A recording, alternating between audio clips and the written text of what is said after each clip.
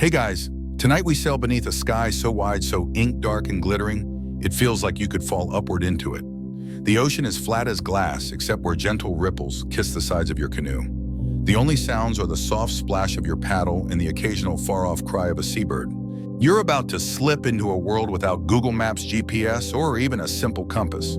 Here the map is written across the waves in the air and the stars, if you can learn to read it. Which, let's be honest, you probably won't survive this trip alone. But don't worry, you've got a master navigator with you, for now. So before you get comfortable, take a moment to like the video and subscribe, but only if you genuinely enjoy what I do here. And tell me where you're listening from and what time is it for you right now. Now dim the lights, maybe turn on a fan for that soft background hum, and let's ease into tonight's journey together. You settle deeper into the canoe, which rocks with a calming rhythm. The hull is lashed together with braided cord, not a single nail in sight, and the sails, wide and pale, shiver gently as they catch the night breeze. Around you, nothing but darkness and stars. You feel a slight unease at first. No shore, no landmarks, no signs of where you've come from or where you're going. Yet the navigator seated before you, bare feet, braced eyes half closed, seems utterly at peace. This is the realm of wayfinding, a mastery passed down through countless generations of Polynesian navigators who voyaged thousands of kilometers across the Pacific. Historians still argue whether these ancient seafarers reached as far as the Americas long before European explorers even dreamed of crossing the Atlantic. Your guide tonight is Kao, a compact man with weathered skin and eyes that seem to glow faintly in the starlight. He gestures upward. Your first map, he says softly, always the stars. You tilt your head back. The heavens explode with constellations, brighter here than you've ever seen them from land. Kao begins to name them, voice low and musical. Southern Cross, Scorpius, Orion's belt rising in a slow arc. He explains how navigators memorize the stars' paths across the sky. Each one rises and sets at a precise point on the horizon, marking cardinal directions as surely as any compass rose. A trained navigator can track these subtle shifts hour by hour, night after night. As the canoe glides forward, Kao points to the horizon where a faint glow signals the moon's imminent rise. The moon, he adds, gives you timing, and sometimes she warns you of storms. You glance down at the water. The surface shimmers faintly under the stars, and the canoe leaves a gentle wake behind. The stars, the moon, the sea, you begin to sense the interconnectedness of it all. There are no straight lines here, no fixed paths. Navigation is a living dance between human intuition and nature's endless rhythms. And suddenly the idea of paper maps feels laughably crude. Kao smiles as if reading your mind. A map on paper can lie. The stars, the waves, they never lie. But they do test you. You lean back against the woven mat of the canoe, your eyes tracing patterns across the heavens. The stars feel closer now, like old friends guiding your way through the night. And as sleep tugs at the edges of your awareness, you realize this is only the beginning. Soon, Kao will teach you to read not just the sky, but the sea itself.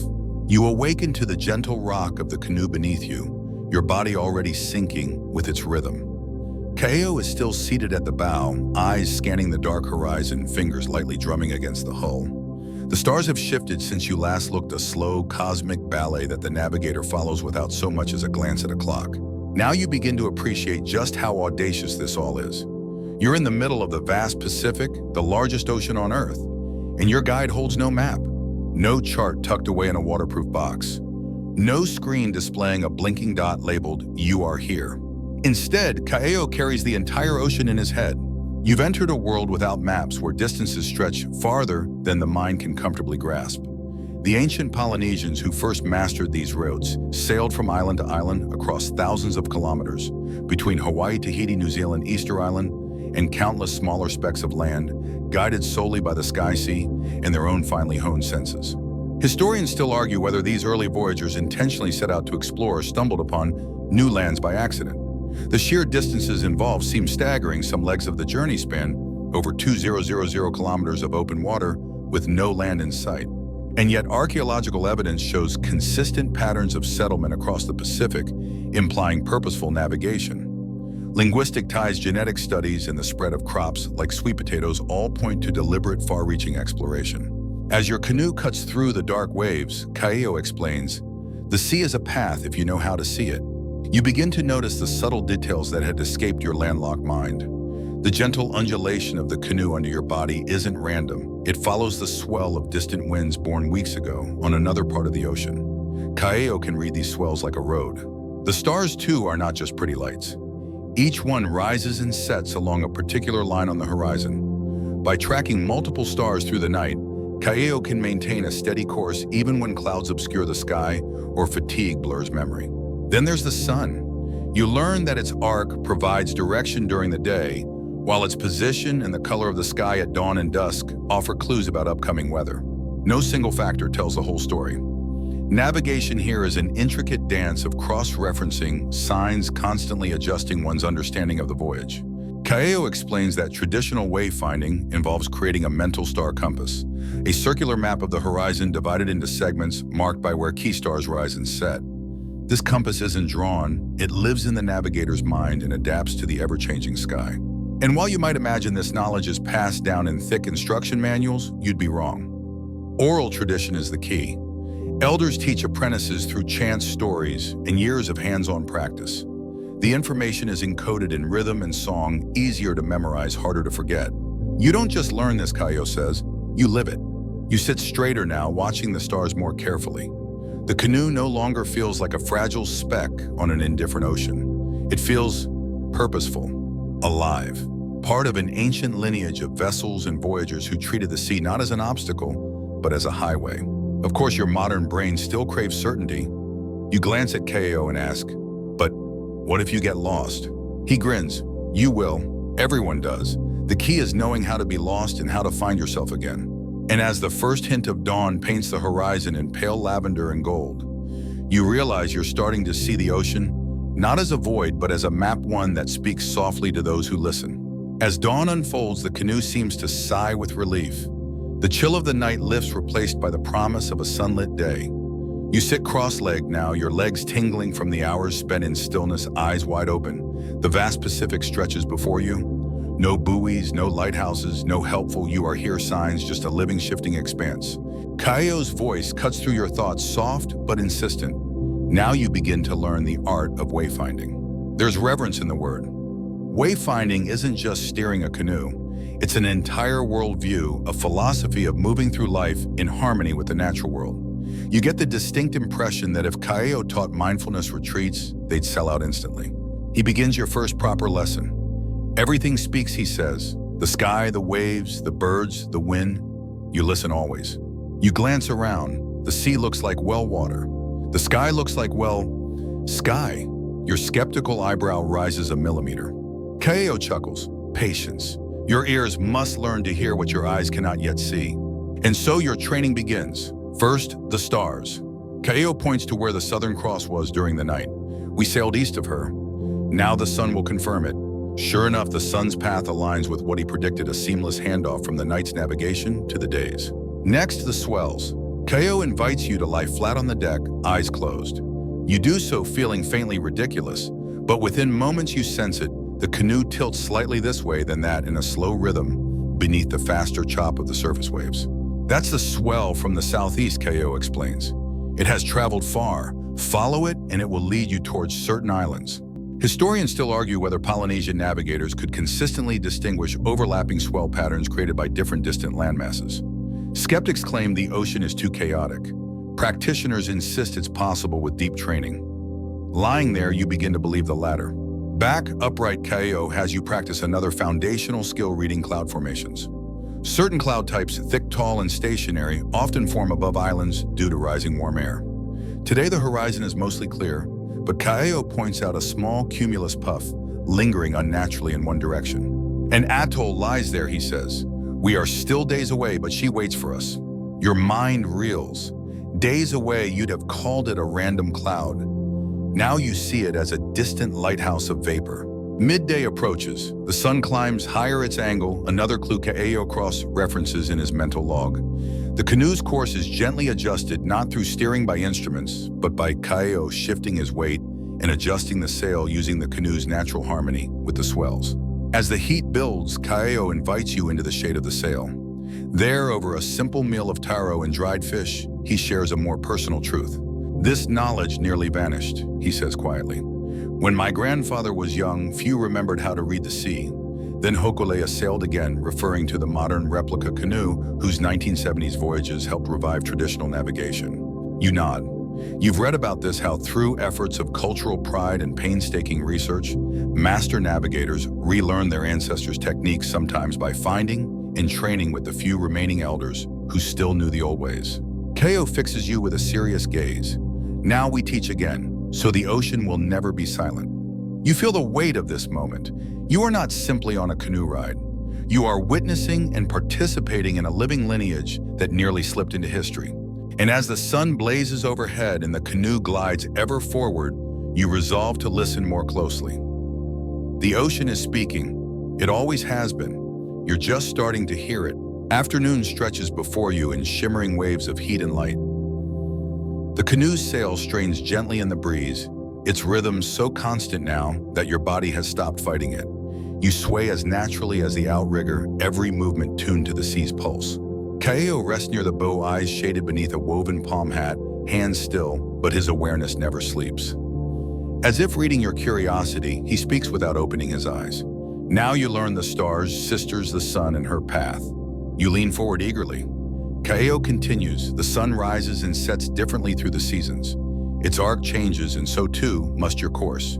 Historians still argue whether ancient Polynesian navigators had a systematic calendar of the sun's yearly movements, or relied more on embodied experience passed through generations.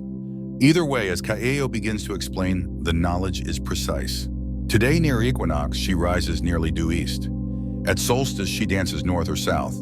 He traces invisible arcs with his hand across the sky. You follow them, noting how the sun's position could guide a navigator's heading during long daytime stretches when stars are absent. But Ko isn't finished. Not only where she rises or sets, but how she moves through the sky tells you time. Time tells you distance. You blink. Distance from just the sun. Ko smiles. If I know when we left an island, how fast our canoe travels in this when, and how the sun has moved, I know roughly how far we've come. If a cloud lies where I expect an island should appear tomorrow, then my reading is true. It's dead reckoning, but layered with instinct. No stopwatch here, just an internal clock tuned by years of experience. The canoe slices onward. You squint at the shimmering horizon where the sea meets the sky, a barely perceptible line. Ko warns, when you stare too long, the sea tricks your eyes. The sun tells no lies. He shows you how to gauge the sun's height using a simple outstretched hand. 1 fist width above the horizon means roughly an hour until sunset. You practice this trick, humbled by its simplicity. Later, as the sun begins its slow descent, the shadows lengthen aboard the canoe. Ko turns philosophical. The sun's path is the breath of the ocean. Follow it rightly, and you breathe with her. You begin to feel it, a subtle shift in perception. The ocean is no longer a blank space. It breathes, pulses, guides. The sun's arc becomes a heartbeat against the endless blue. Yet Ko offers a caution. Sometimes the sky deceives. Thin clouds mask the sun's true edge. Haze blurs time. You must learn to see through lies. That evening, as you watch the sun kiss the sea, turning it molten gold, Ko marks your first true lesson complete. You see now with a navigator's eye. You smile, though you know the journey ahead is long. And as stars begin to pierce the darkening sky once more, you realize each day is not a repeat of the last, but a verse in an ever-changing song of sun, sea, and stars. The night comes quickly on the open sea, as if someone dimmed the world with one grand sweep.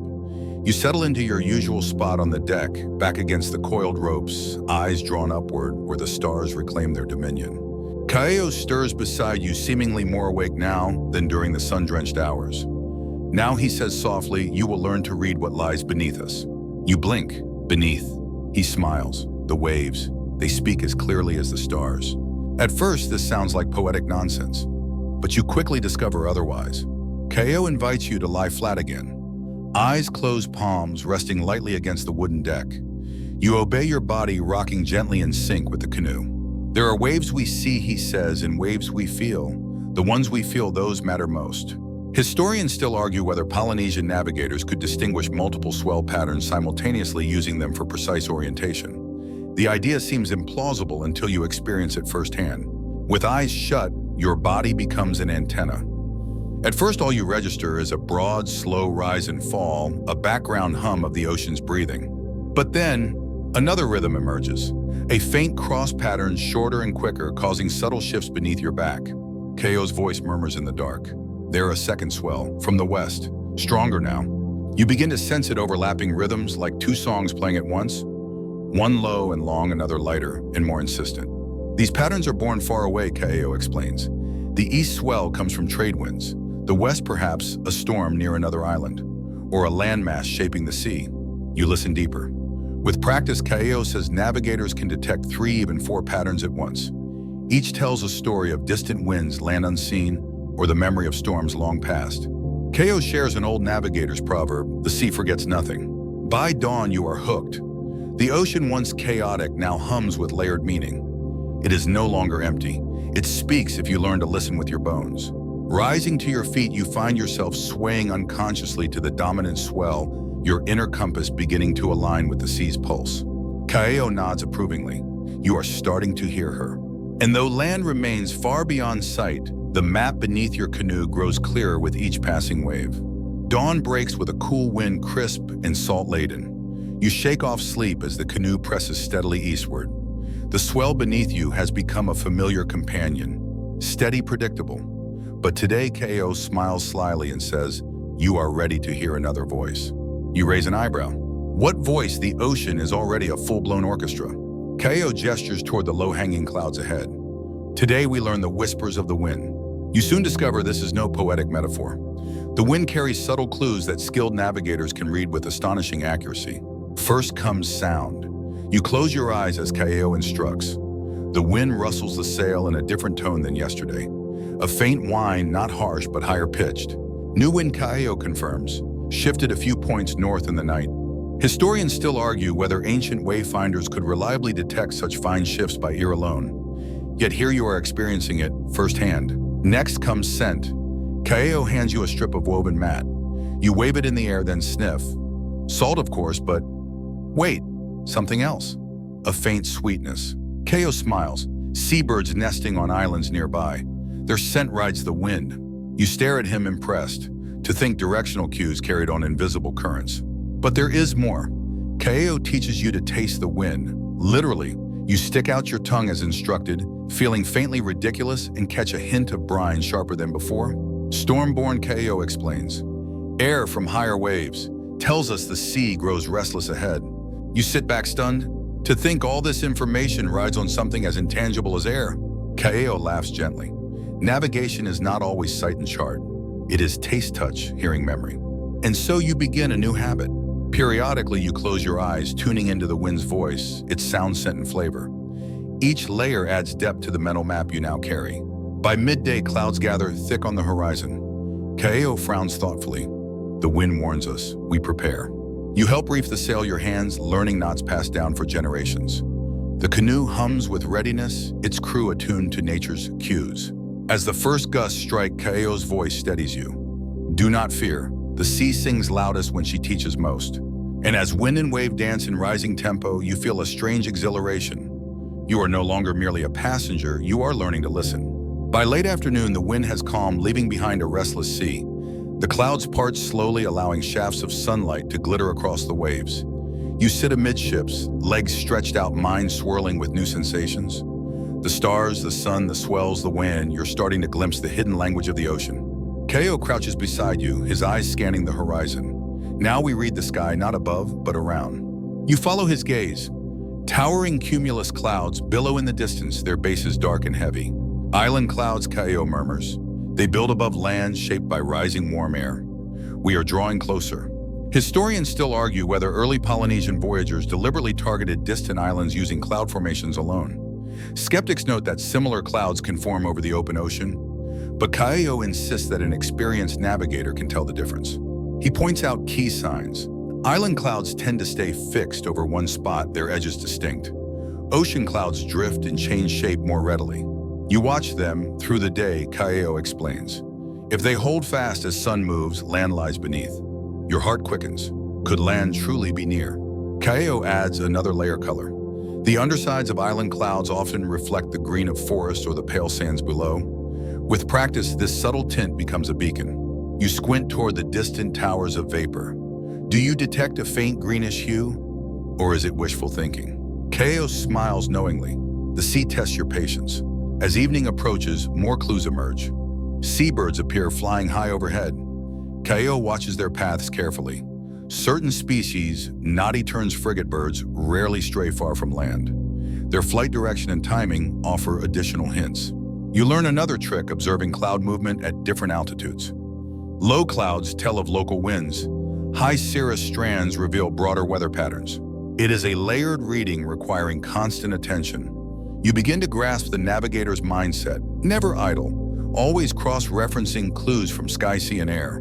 The sun sinks low. Kao leans close. We watch through the night. Island signs will grow stronger. You nod excitement mingling with fatigue. For the first time, you feel like a true apprentice, not just a passenger adrift, but an active seeker of nature's whispers. As stars return and the canoe hums softly beneath you, a new mantra forms in your mind. Everything speaks. You vow to listen more deeply with each passing wave. The stars shimmer overhead once more, their silent chorus guiding your thoughts. The night sea is a vast mirror broken only by the rhythmic pulse of the canoe. Beside you, Kao crouches near the prow, gaze sharp despite the late hour. Tonight, he says softly, we follow the birds. You blink sleep from your eyes. Birds in the middle of the ocean. Kao smiles. They are our flying signposts. Historians still argue whether Polynesian navigators relied more on direct bird observation or on encoded knowledge of bird behavior within oral tradition. Either way, tonight you witness the practice in action. Before dusk, you'd spotted frigate birds circling high masters of the air who rarely rest on water. Their presence hints at nearby land. Now Kao points to small, fast-moving shapes flitting across the starlit sky. Noddies, watch them at dawn. You settle into your usual spot, eyes scanning the dim horizon. The canoe hums beneath you, sails trimmed to catch a soft night breeze. As first light stains the sky pale indigo, the avian drama begins. Small flocks of terns appear darting low over the waves. Kaeo's voice is calm but intent. Their flight tells us distance. You learn a simple but powerful rule in early morning. Many seabirds head out to fish, flying away from land. In late afternoon, they return to roost. By observing flight direction and patterns at different times, navigators estimate both distance and orientation to nearby islands. Kaeo explains further, some species venture far, others stay close to shore. Knowing which is which knowledge passed down through countless voyages is key. You watch intently. Some birds fly purposefully westward, others meander north. Kaeo murmurs, land lies that way. Another clue layered atop stars, swells, and clouds. As daylight strengthens, Kaeo adds one more bird-based trick, listening. Certain bird calls carry far across water. An experienced navigator can detect them long before land is visible. By mid-morning, you find yourself scanning sky and sea with new awareness. Every flicker of wing, every call holds meaning. You realize how holistic this navigation is. Stars, waves, wind clouds, birds all woven into a dynamic mental map. Kao grins. Now you are truly learning to see. And as the canoe presses on, driven by ancient knowledge and modern curiosity alike, you feel a deepening connection to this living art. Midday arrives with a blazing sun overhead, painting the sea in dazzling bands of blue and silver. The heat presses down, shimmering off the water in endless waves. You squint toward the horizon, where a faint bank of clouds still marks the suspected location of land. Kaeo joins you near the rail, eyes narrowed against the glare. Now he says you will learn to read the color of the sea. You glance overboard, puzzled. The water looks blue, very blue. What else is there to see? Kao chuckles. It is never just blue. The ocean tells its depth, its floor, and its nearness to land if you learn her shades. Historians still argue whether ancient navigators consciously categorized watercolors in a systematic way, or if this knowledge emerged through experience alone. But here Kaeo treats it as an essential skill. He hands you a polished shell, its inner curve gleaming. Use this to shield your eyes, cut the glare. Now look again. You peer through the shell's shaded edge. The transformation is immediate.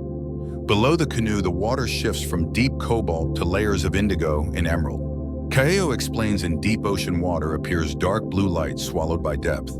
As you near shallows or land, the color lightens.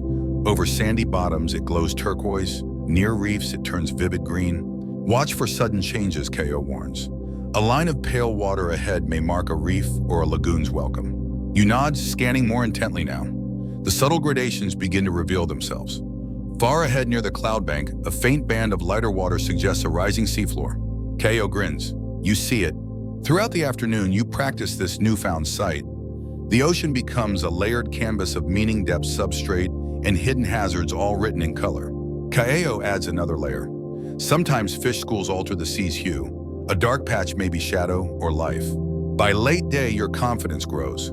You can now distinguish the silky black of true deep sea from the mottled jade of a reef's edge. Kaeo claps your shoulder, your eyes are opening, and as the sun sinks toward the horizon, painting the sea in molten gold, you feel it too, the sense of seeing not just water but a living, speaking world beneath and around you. One more layer of the ocean's ancient map made visible. The sun dips, low shadows lengthen across the waves, and a cooler breeze stirs. You sit aft now, close to the steering oar, eyes half closed in the fading light. The sea hums beneath the canoe, each wave a familiar pulse. Kaeo kneels beside you, voice soft. Tonight we learn what the wind brings to your nose. You blink, smell, you've tasted the wind, heard its voice, but now Kaeo wants you to sniff it. He smiles knowingly. Even the air carries signs. Historians still argue whether ancient navigators systematically trained their sense of smell, or if it was a more intuitive part of their practice. But Kaeo insists it's a skill worth cultivating. He gestures upward. Land has a scent. Soil, plants, birds, each gives breath to the wind. You inhale deeply. At first, just salt. But then, something faint. A green edge like crushed leaves or the memory of rain on earth. Kaeo nods. Closer now, the island breathes. He explains that as you near land, warm daytime air rising from trees and soil carries scents out to sea, especially in early morning or late afternoon when winds shift. At night, this olfactory map can sharpen when the air cools and settles, pushing island scents outward. But it fades quickly, Kaeo warns. If you do not notice, the moment passes. You practice inhaling deeply at intervals, tuning your awareness. Slowly, you begin to distinguish layers, salt and brine always first, then hints of greenery, even a trace of flowers, faint but thrilling. Kaeo adds another test taste. A tiny lick of your lips confirms the air is less dry now, a touch more humid. Moist air means land nearby, Kaeo explains. Dry air tells of open sea. These nuances pile atop your growing mental map. Stars, waves, wind clouds, birds, sea color, and now scent, all singing their separate verses in a grand oceanic chorus. Later that night, as stars reclaim the sky, Kaeo shares one last tip: listen. You may hear insects before you see land, he says. Their calls ride the wind. You shiver at the thought, such delicate signs leading across such vast spaces. The canoe presses on beneath starlight and your world narrows to this living weave of senses. Every breath, every ripple carries a message. And as the wind hums past your ears, laced now with the faint perfume of unseen shores, you realize something extraordinary. You are no longer just looking for land, you are listening for it. The moon rises silver and full, casting a glowing path across the waves. The canoe moves smoothly beneath its sail trimmed to perfection. You sit wrapped in your cloak, eyes closed, body attuned to the sea's steady song. Kaeo's voice reaches you through the hush. Now we enter the navigator's true treasure, the memory palace of the sea. You open your eyes. Memory palace. Kaeo smiles. Without charts or paper, we carry the map here. He taps his forehead. Historians still argue whether ancient wayfinders used formal mnemonic techniques akin to a memory palace, or if their mental maps were more intuitive and experiential. Regardless, what Kaeo reveals next astounds you. He begins to speak not as a teacher now, but as a navigator calling forth a living map.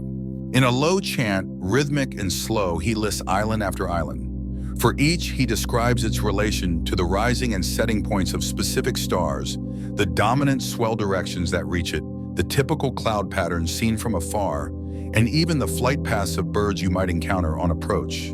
It is not a list, it is a journey woven in song. This is how I remember, Kaeo explains between verses. A song of the sea.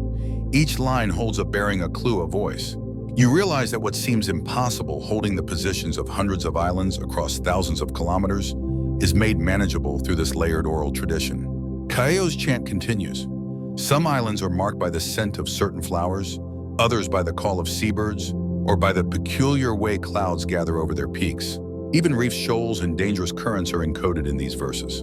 You try to follow along your mind, struggling to grasp the scale. Yet with each repetition, patterns begin to emerge. The ocean no longer feels formless. Invisible pathways crisscross its expanse, mapped in memory and song. Kaeo sees your concentration and grins. You learn this over years. But already you begin. He teaches you one simple mnemonic to start a star path from your current position to a known island linked to a rising constellation and a swell pattern you now recognize beneath the canoe. You repeat it aloud haltingly at first, then with growing confidence. Kao nods. Now it lives in you. By moonlight, as the chant fades into silence, you feel changed. The sea around you no longer stretches empty and unknown. Beneath its surface and within your mind, a living map begins to take shape. And as the canoe glides onward, memory, intuition, and tradition bind you ever more closely to the ancient art of wayfinding. Moonlight washes the deck in pale silver as the canoe slides quietly through the water. The rhythmic slap of waves against the hull feels like a heartbeat, steady grounding. You sit cross-legged now, breath slow, gaze lifted toward the stars. Kaeo's voice drifts over the quiet sea. To hold the ocean in your mind, you must sing it. You glance at him, another riddle. But he smiles. We encode knowledge in chants so it can be passed unbroken. Historians still argue whether the complexity of Polynesian navigation chants equaled formal scientific systems or functioned more as flexible memory aids. What you hear next leaves little doubt of their precision. Kaeo begins to chant softly. The words roll like waves, a litany of stars, winds, swells, and islands. Each verse marks a leg of a journey. Each rhythm matches the pacing of paddling or the sway of the canoe. The song becomes both a guide and a metronome. He explains a chant carries the pattern of a voyage. When memory falters, the song restores it. You listen entranced. A particular verse catches your ear. When Hokulea crowns the wave and the eastern swell whispers low, seek the cloud of the island rising slow. In just these lines, a star's position, a swell's behavior, and a visual landmark are linked, three cues bound in melody. Kao grins. Now you try. Your first attempt is clumsy words slipping like wet rope, but with patient guidance you begin to catch the flow. Chanting aloud, you feel the information imprint itself deeper than rote memorization. The rhythm tethers thought to motion, the melody anchors meaning. Kao explains further, certain chants are sung only on the canoe, never on land. Others encode sacred knowledge passed only to chosen apprentices. Each master adds to the song, he says, the ocean changes, so must we. You begin to understand the resilience of this oral tradition. A paper map fades, an electronic chart can fail, but a chant sung, remembered, and shared endures. As dawn's first blush touches the sky, Kaeo finishes with a final verse, voice low and reverent. You sit in silence, the melody lingering like the stars now fading above.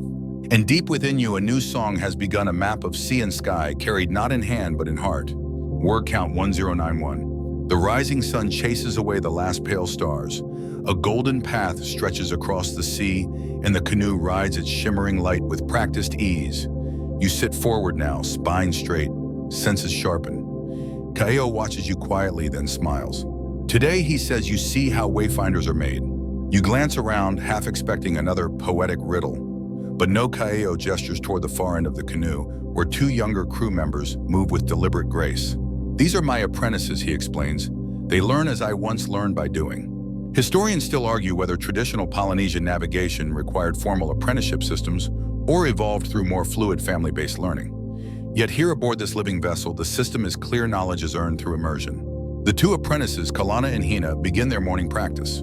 First, Kalana recites a star compass chant, marking where each major star will rise and set across the horizon. His voice is steady, confident. Kaeo nods approvingly. Good.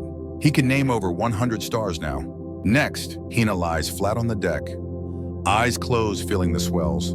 Kaeo times her responses, occasionally shifting the sail or weight of the canoe to test her perception. She can already detect 3 patterns, he whispers proudly.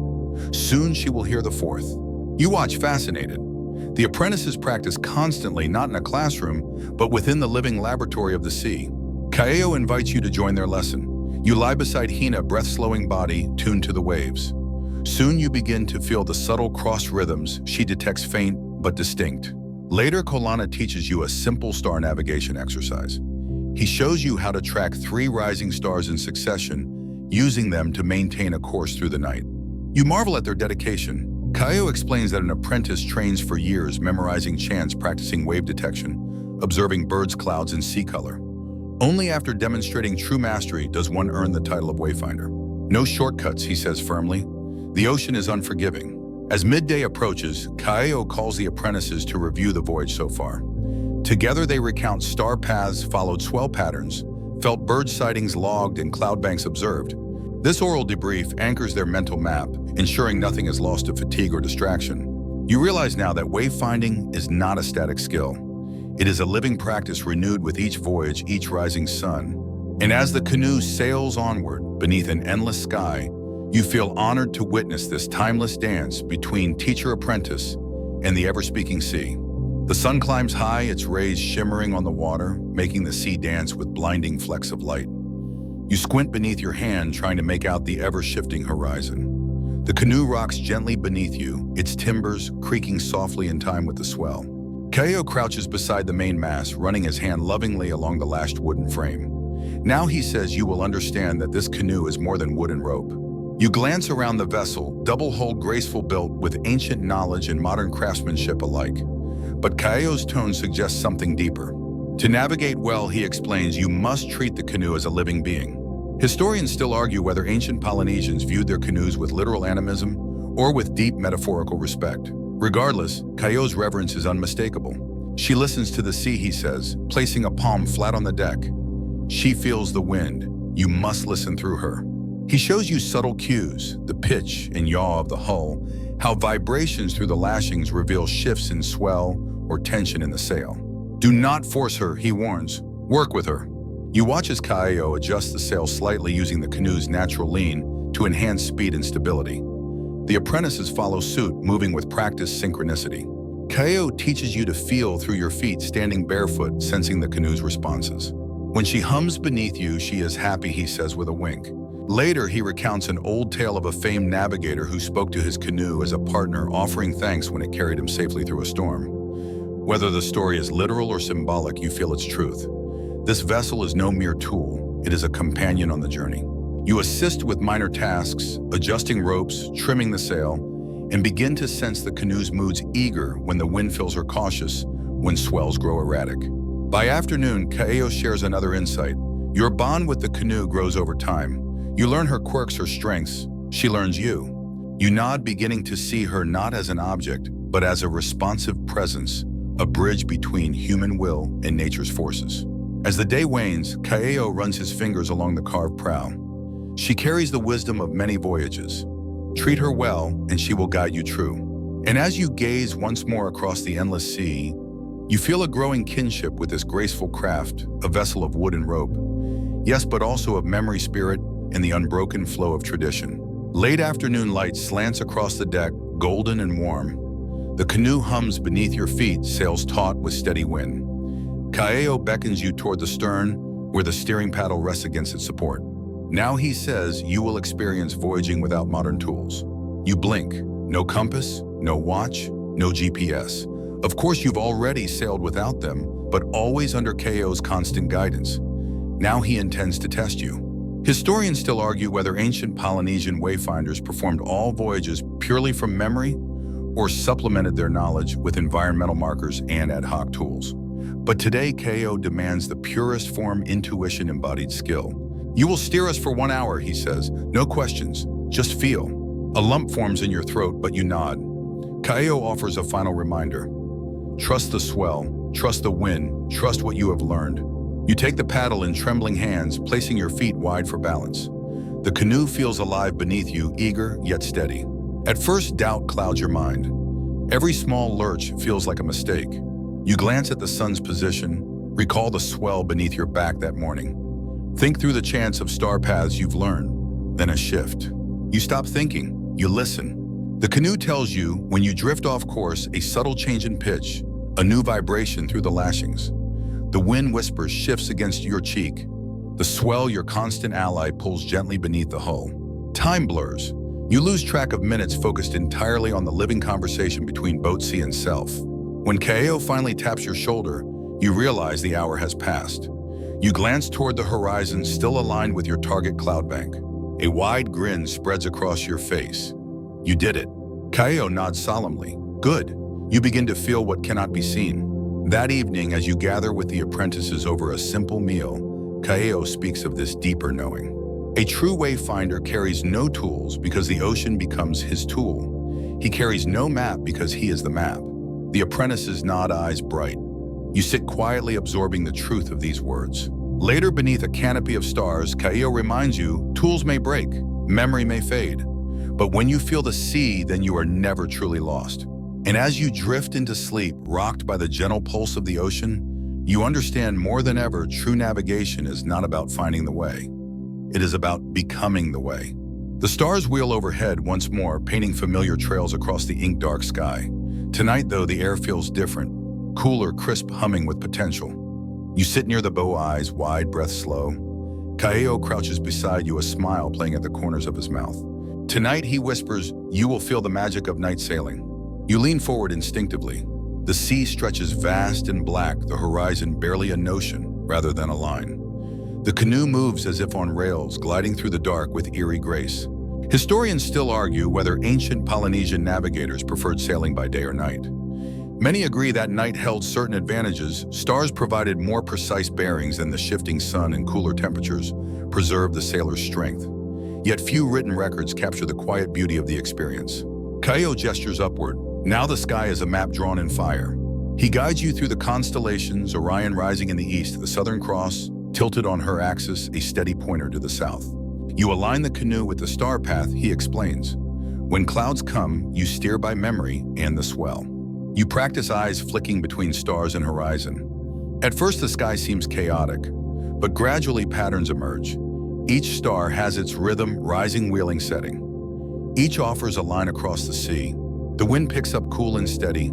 The canoe sings beneath you, timbers humming softly. Kaeo grins. She loves the night. You soon notice other nighttime cues. The splash of flying fish skipping away from the bow, the faint phosphorescent glow in the wake like stardust strewn across the water. Kaeo teaches you to listen to the change in the wind's tone, through the rigging, the soft hiss of wavelets against the hull.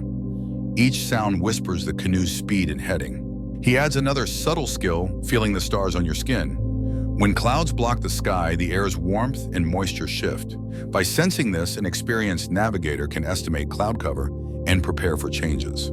As hours pass, you lose all sense of time. The night becomes an endless now canoe and sky locked in harmonious dance. Kaeo's voice breaks the spell. When you can no longer tell where you end and the canoe begins, you are ready. You smile, sensing the truth. Tonight you are not steering a boat across the ocean. You are moving with the ocean, part of an ancient flow that began long before charts and compasses. And as dawn whispers along the horizon, you feel the lingering magic of the night, a silent, starlit dance between navigator vessel and sea.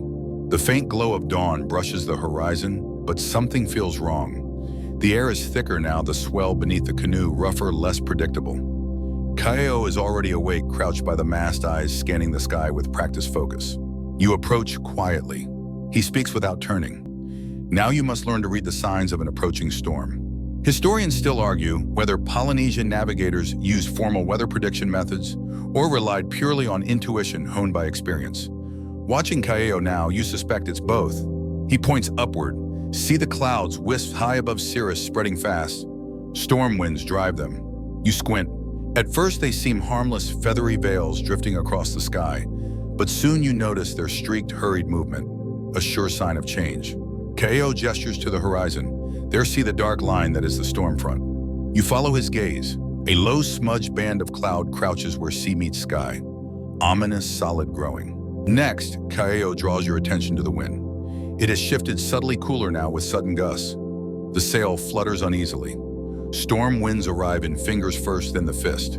He teaches you to listen too. The sea's voice has changed. Where it sang softly through the night, it now grumbles, a deeper, restless sound. Another clue, the seabirds. Yesterday they circled and darted freely. Today they vanish. An eerie stillness takes their place.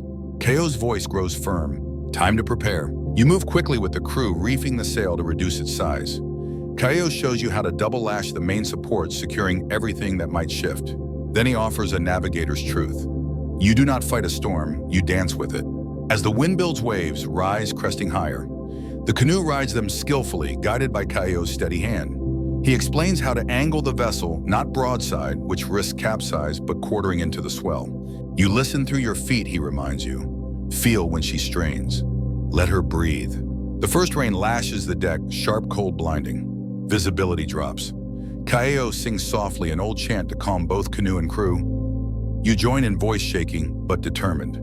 Hours blur into a gray, turbulent rhythm. You begin to grasp the depth of Ka'eo's skill, not controlling the ocean, but harmonizing with it, responding moment by moment. Finally, the storm passes as swiftly as it came. Clouds break, light returns. The crew cheers softly, weary but intact. Ka'eo smiles. You have faced the sea's temper. Now you are ready to trust her moods. And as you watch the returning birds and feel the steadying swell beneath your feet, you know this lesson will remain long after the skies clear. The sea has quieted once more, transformed from a writhing beast back to its familiar rolling grace. The storm is behind you, yet its lessons hum through your bones. You move differently now, more attuned, more alert.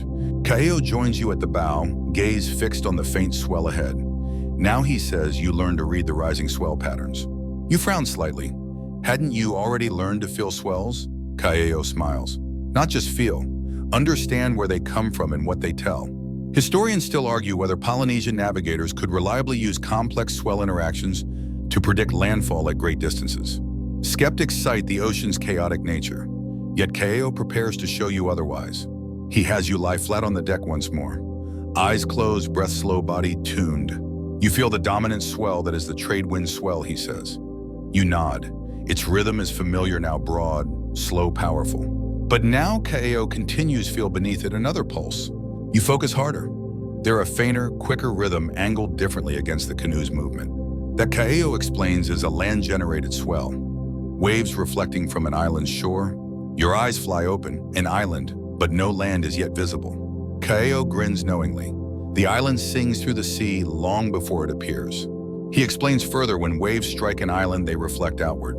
Skilled navigators detect these subtle returning swells and use them to home in on land, often days before sighting it. You spend the next hours practicing.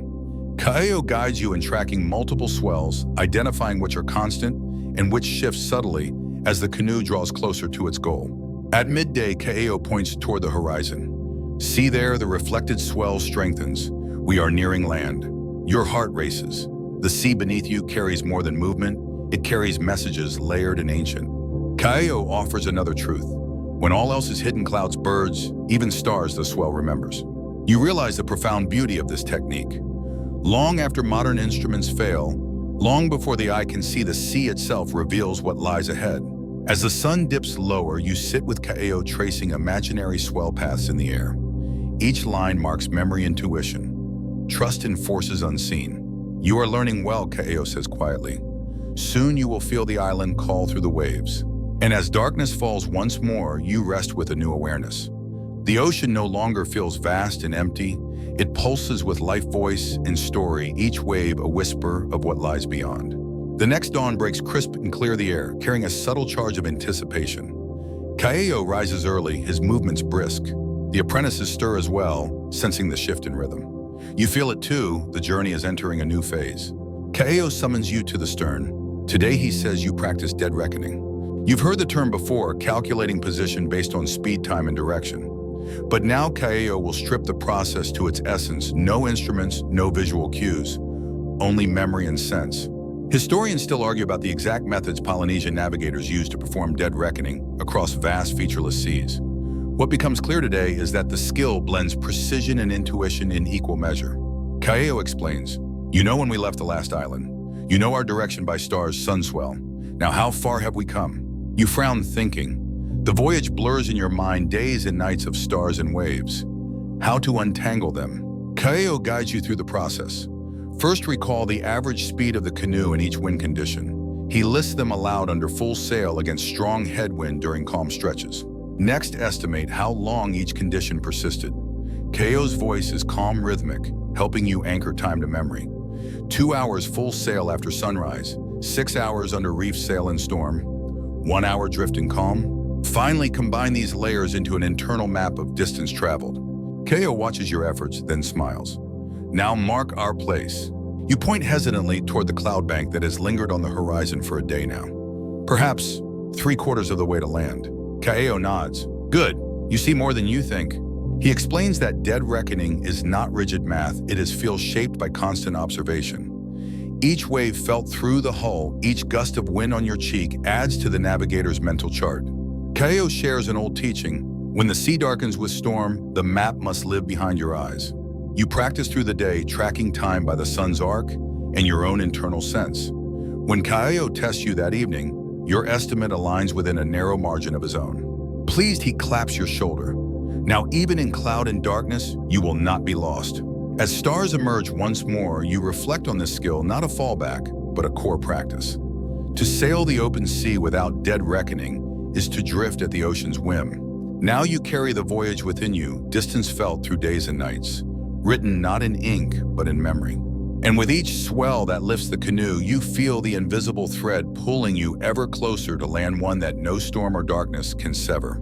The stars shimmer overhead once more, but tonight the sea feels different. The air hums with life, as if unseen eyes watch from beneath the waves. You sit quietly at the bow, senses wide open. Kaeo joins you, his voice low. Now you will learn to commune with the sea's creatures. You glance at him intrigued. You've heard stories, navigators following whales, watching fish behavior, but could animals truly guide the way? Historians still argue how much Polynesian wayfinders relied on observing marine life versus other environmental cues. But Kaeo teaches this skill with reverence. He gestures over the rail. Listen first. You strain your ears. At first just wave and wind, then a faint splash, a burst of spray. Moments later, sleek shapes break the surface. Dolphins arcing alongside the canoe. Kaeo smiles. Good sign. They often accompany us near land. He explains that dolphins frequently follow canoes near islands drawn by curiosity or by fish driven towards shore. Their sudden appearance after days of empty water marks a subtle shift in the voyage. Next, Kaeo points aft. Flying fish. You turn in time to see silver flashes launch from the waves, wings shimmering in moonlight. Kaeo adds flying fish behavior also shifts near land. Their numbers change. They flee in certain patterns. You begin to grasp the layers of meaning here. Life beneath the sea responds to unseen currents, underwater topography, proximity to reefs or shallows, all cues an experienced navigator reads without conscious effort. Kaeo recounts tales of ancient voyagers guided by the movements of whales who follow migration paths aligned with seasonal winds and currents. Some say the whales know the sea better than we do, he says, voice tinged with wonder. He teaches you another trick, scent and sound. Certain fish schools release oils that scent the air. Sometimes the chatter of seabirds diving after fish can guide a canoe toward rich waters, often near land. Yet Kaeo offers caution. Not all signs are friendly. Some creatures warn of danger.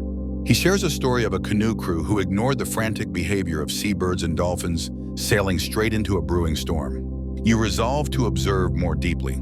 That night, as you watch the dolphins dance and the flying fish scatter, you feel connected to the sea in a new way, not as an observer, but as a participant in its living web. Kaeo's voice lingers in your mind when you sail with eyes, ears, and heart open. Even the fish will speak to you. And beneath the star-washed waves, a silent promise stirs guidance for those wise enough to listen. The sky glows faintly with the first hints of dawn, soft and uncertain. You lean against the rail, eyes tracing the horizon, while Kaeo settles beside you with a quiet reverence. Today you delve into the legends, stories that carried navigation through centuries. Kaeo's voice lowers, warm with nostalgia. These are tales of the first voyagers, those who dared cross endless blue to find new homes. You listen as he recounts legends of navigators guided by stars, swells, and spirits. These early wayfinders sailed vast distances without knowing if land awaited. Some say their journeys were born from curiosity. Others speak of divine guidance. Historians still debate how far these first Polynesians ventured. Did they discover Easter Island before others?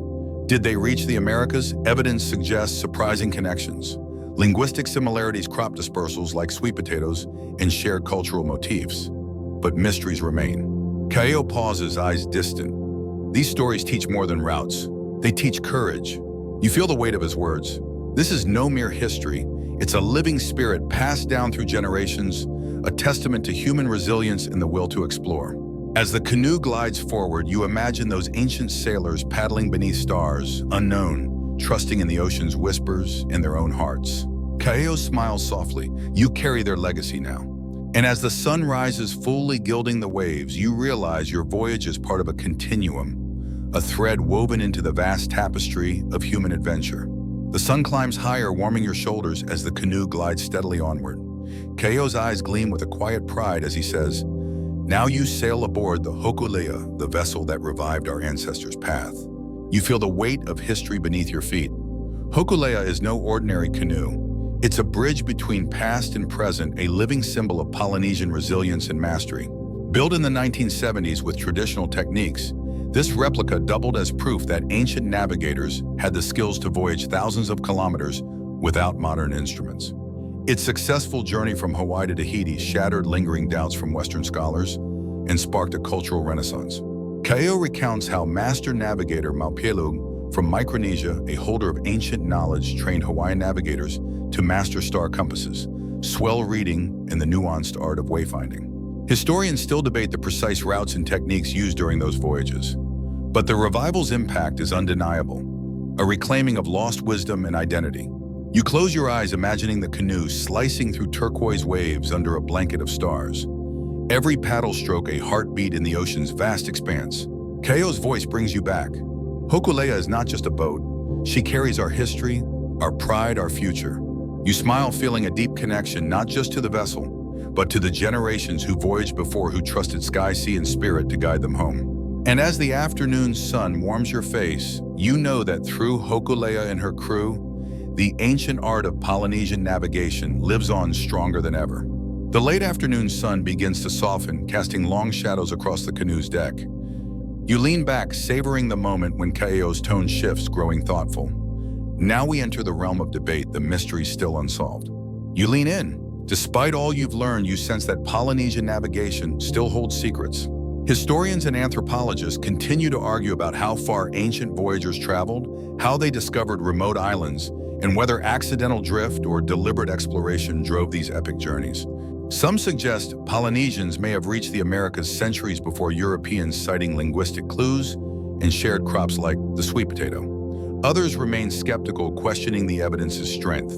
Then there's debate over whether the navigational techniques were uniform or varied widely among island groups shaped by local environments and cultures. Kaeo shrugs gently. What matters is that they sailed against the wind beyond the horizon. They trusted the sea and themselves.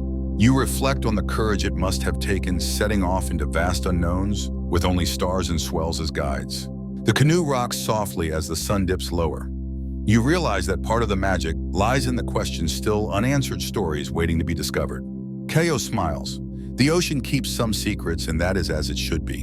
And as twilight deepens, you feel humbled by the vastness of this living tradition anchored in knowledge, mystery, and the boundless courage of those who dared to cross the horizon. Night settles over the ocean like a velvet curtain, stars gleaming with quiet authority. You sit near the bow, the familiar hum of the canoe beneath you, a comforting presence. Kaeo's voice breaks the stillness, calm and sure. Now you will see the navigator's greatest gift, intuition. You tilt your head, curious. Intuition, is that really a skill? Kaeo smiles. It is more than skill. It is knowing without knowing why. Historians still debate whether intuition was cultivated as a formal aspect of Polynesian navigation, or if it emerged naturally from experience. Tonight you witness its power firsthand. Kaeo closes his eyes briefly, breathing deeply. Then, without looking, he adjusts the canoe's heading by a fraction, guided by a feeling you cannot explain. You sense the sea's subtle shifts, he says. The way the swell presses the wind's tone changes even the weight of clouds, all speak to those who listen. At one point, he senses a shift in the air, a faint scent carried on the breeze. Land is near, he murmurs. You glance ahead, squinting. Nothing yet visible. But the mind knows before the eyes, Kaeo explains. You realize that years of experience have honed this internal compass, an invisible thread connecting body, mind, and sea. He adds, intuition fills gaps when stars are hidden, swells confused, or winds betray. You sit in silence, trying to quiet your racing thoughts and open to this subtle knowing. Later, Kaeo shares a story of a navigator who steered blind for days, trusting only intuition and memory, and found an island thought lost. That is the heart of wayfinding, Kaeo says softly, trusting yourself when all else fails. And as the night deepens, you understand intuition is not mystery, but deep connection and ancient wisdom whispered by the sea itself. The faint blush of dawn tinges the horizon as the canoe hums gently through calm seas. You lean forward, anticipation threading through your thoughts. Suddenly, Kaeo points ahead. Landfall, he whispers. Your heart quickens. After days upon the open ocean, the sighting of distant shorelines is a moment both triumphant and deeply humbling. Historians still debate how ancient navigators celebrated such moments, but the joy is universally understood. You watch as a faint green haze rises above the horizon, a whisper of forest canopy, the promise of fresh water and solid ground. Kaeo instructs the crew to steady the course. Every eye sharpens, every sense alert. You join in the time-honored ritual, chanting softly, invoking blessings for safe arrival and respect for the land. The canoe glides closer, the water's color shifting from deep blue to the translucent turquoise of shallow reefs. Birds circle more frequently now, their calls rising in excited chorus. You feel a surge of gratitude for the sea, for the stars, for the wisdom carried in Kaeo's steady hand. As the shoreline grows rugged cliffs, crowned with lush palms, you reflect on the journey, the years of training, the layers of knowledge, the ancient songs that guided you here. The land is no longer a distant idea, but a tangible presence, a reward earned through courage, patience, and deep listening. Kaeo smiles warmly. This is the joy of landfall, the moment when sky, sea, and spirit unite.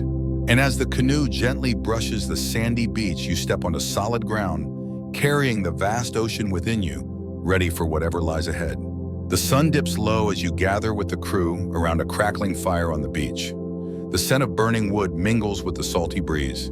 You sit cross-legged, the sand cool beneath you as Kaeo leads a ceremony honoring the voyage. This ritual is both thanksgiving and reverence, a sacred moment, acknowledging the sea's power and the spirits that guided you. Historians still debate the exact nature of these ceremonies, but oral traditions tell of offerings made to gods and ancestors, songs sung to the stars, and blessings for future journeys. You watch as Kaeo pours a small libation of coconut water onto the ground, whispering prayers in the old tongue. The apprentices join in, voices rising in harmony, a chant weaving through the night air. The firelight dances on faces weathered by sun and salt eyes, reflecting both fatigue and joy. Kaeo explains that such ceremonies strengthen the bond between navigator, crew, and ocean, an acknowledgement that every voyage is a partnership with forces beyond human control. You feel a profound connection to the land beneath your feet, the sea that carried you, and the lineage that binds them. As the stars emerge overhead, the chant softens to a lullaby, wrapping you in the timeless embrace of tradition. You close your eyes, heart full. Knowing this ceremony is more than ritual, it is a living thread weaving past, present, and future. Morning light spills softly over the island, bird song weaving through the air like a gentle melody. You awaken to a new rhythm, not the endless sway of the open sea, but the steady pulse of island life. Kaeo gathers the apprentices, speaking with quiet pride. Now you will meet the new generation, the modern wayfinders. You follow as they lead you through a small village nestled among palm trees and flowering shrubs. Young navigators dressed in simple garments move with confident purpose, their eyes bright with knowledge inherited and renewed. Historians note that today's wayfinding revival blends ancient wisdom with modern tools, GPS weather forecasts, and global communication. Yet the heart remains true to tradition. You watch as a young woman demonstrates the star compass, tracing celestial paths with practiced fingers. Another listens intently to swell patterns, attuned to rhythms that might seem invisible to most. Kaeo smiles. They carry the legacy, ensuring the voyage continues. You speak with some apprentices, hearing their hopes and challenges, balancing cultural heritage with contemporary life, teaching others, and protecting sacred knowledge. The sense of community is palpable. Navigation is no longer just survival. It is identity, pride, and a bridge across generations. As you sit beneath the island's sun, surrounded by laughter and stories, you realize this living tradition is vibrant and enduring, its roots deep, its branches reaching forward. Kaeo's words linger. The ocean's voice is never silent. It calls us still. And with that call, you know the journey is far from over. It has only just begun. The afternoon sun begins to wane as you find yourself alone on the beach, the gentle crash of waves your constant companion. Kaeo sits nearby, eyes closed, soaking in the last warmth of the day. You ponder the journey, the stars, swells, birds, and chants all weaving together in a tapestry of ancient knowledge. Kaeo opens his eyes and smiles. You see now, this is more than navigation. It is a timeless connection. You nod, feeling the truth of his words resonate deep within. The sea has become not just a vast expanse, but a living entity, one that speaks through every ripple and breeze. The sky, too, is a map of stories and guidance, ever shifting yet constant. You reflect on the courage of those early voyagers who trusted in these subtle signs, venturing into the unknown with nothing but stars and intuition. The canoe itself feels like a vessel of memory, carrying not just people, but centuries of wisdom and spirit. Kaeo's voice softens. This knowledge binds people to ocean, land, and to each other across time. You understand now that wayfinding is a dance between nature culture and human spirit, one that has persisted despite storms, doubts, and silence. As the sun slips below the horizon, painting the sky with hues of amber and rose, you feel a profound gratitude. For the journey, for the teachers, for the ocean's endless song. And as night descends, you close your eyes, knowing that this connection will guide you wherever you sail next. The sky darkens to a deep indigo, the first stars appearing like scattered jewels overhead. You sit quietly on the beach, the gentle sound of waves lapping nearby, a soothing lullaby. Keo joins you, his presence calm and steady. Your final voyage begins now, he says softly, the journey home. You watch as the stars emerge fully, their constellations glowing with familiar brilliance. The Southern Cross points steadfastly, guiding your thoughts inward. Keo's voice becomes a gentle whisper. As you drift towards sleep, remember the sea is never far. It lives within you. You feel the rhythm of the canoe's pulse still echoing in your chest, the stars' steady gaze within your mind's eye. Wayfinding is no longer just a skill. It is a part of you, a living thread woven through your breath and heartbeat. The ocean's whispers have become your own and the stars' paths your compass. Keo reaches out, placing a steady hand on your shoulder. You carry the voyage inside you now.